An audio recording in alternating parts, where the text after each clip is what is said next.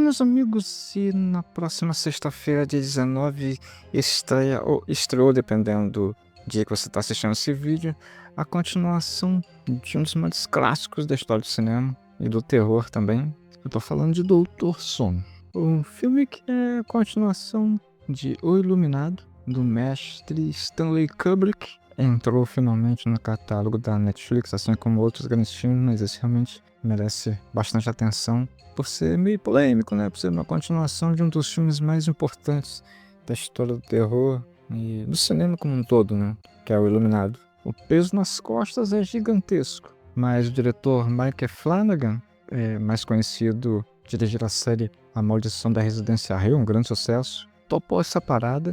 E aí, será que deu certo realmente? É bacana a gente revisitar esse filme que é bem bacana, bem interessante de se assistir. Então, pode descobrir nesse review. Eu sou o Alex, eu sempre aqui falando sobre filmes, animes, séries e muito mais. Qualquer para caso gostar, se inscreva, para não perder os próximos vídeos, curta, comente, compartilha, que me ajuda muito lá. A história de Doutor Sono se passa décadas depois dos acontecimentos do Hotel Overlook. A gente encontra o pequeno Danny Torrance, crescido, interpretado pelo excelente Ewan McGregor, só que ele não é mais aquele garotinho não. Ele é um adulto que carrega todo o trauma pesado, né, de tudo que viveu. Para fugir do brilho dele, olha lá o brilho, o Danny tenta se afogar na bebida e no anonimato, né, virando uma espécie de nômade. Só que a paz dele acaba quando ele encontra uma garota chamada Abra, ou Abra. Essa garota tem um brilho tão forte, mas tão forte que foi capaz de chamar a atenção de um grupo de parasitas sobrenaturais. Eles se chamam Verdadeiro Nó e são liderados por uma vilã que dá realmente calafrios.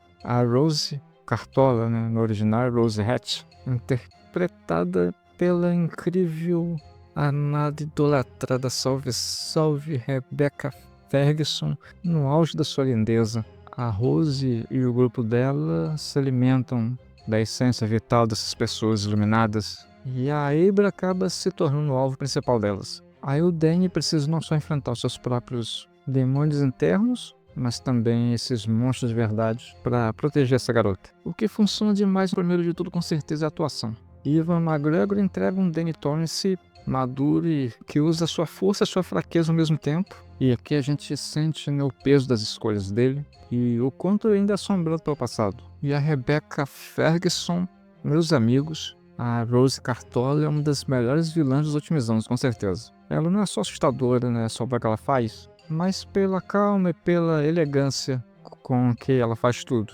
Ela realmente rouba a cena, é hipnotizante. Essa mistura, né, de uma criatura ameaçadora, elegante, assim, ela realmente rouba a cena, tá maravilhosa aqui. Combina bem essa coisa, né, de ser uma figura assustadora, maligna, mas meio sedutora, assim, isso se destaca muito, ela manda bem demais aqui.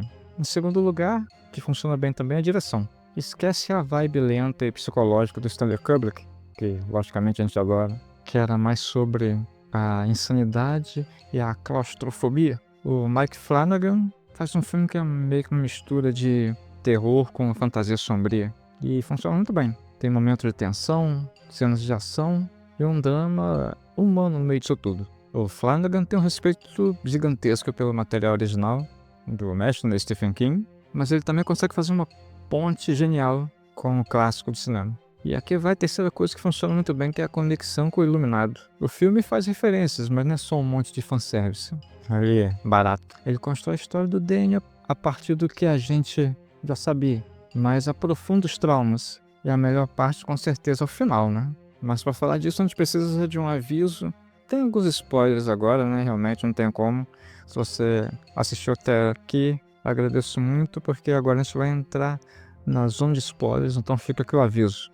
Se você não assistiu o filme ainda e não quer ficar sabendo o que acontece, para aqui agora. Corre pra ver o filme e depois volta pra gente conversar um pouco mais. Todo mundo avisado, então vamos lá. Aqui a gente tem um grande retorno ao Hotel Overlook. A cereja do bolo, é claro, no final do filme, quando o Danny e a Abra precisam voltar ao Hotel Overlook. E o hotel não é uma criação digital, não. É uma réplica assustadora, feita com uma atenção de detalhes que é impressionante.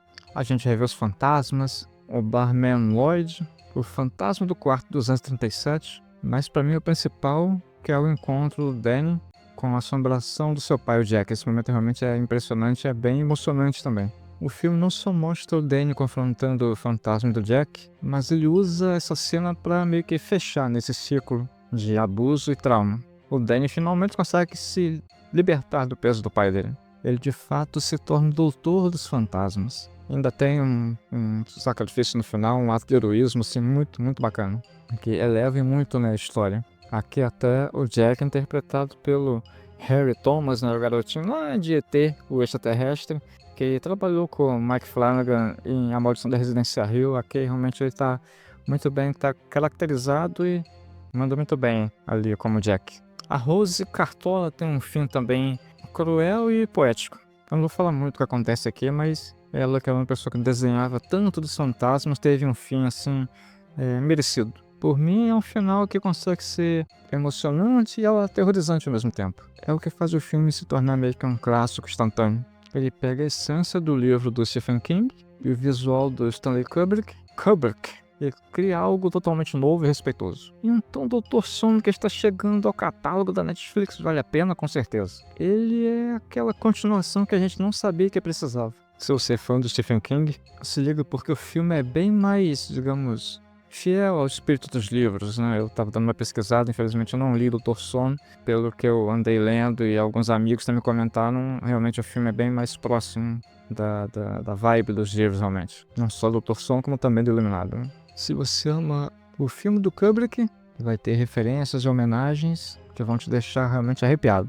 E se você também quer só assistir um bom filme de terror, com uma história assim redonda, fechadinha, também vai se divertir muito, com certeza. É uma história sobre trauma, redenção e a luta contra os nossos próprios demônios e os demônios que estão por aí também. É um filme assim excelente, muito, muito bacana, tem uns diálogos muito bons, muito bonitos. Tem uma cena do Danny conversando com um paciente que estava muito mal no hospital, ali à beira da morte, e tem uma conversa sobre o medo, né? O medo da morte, o medo do que vem depois, né?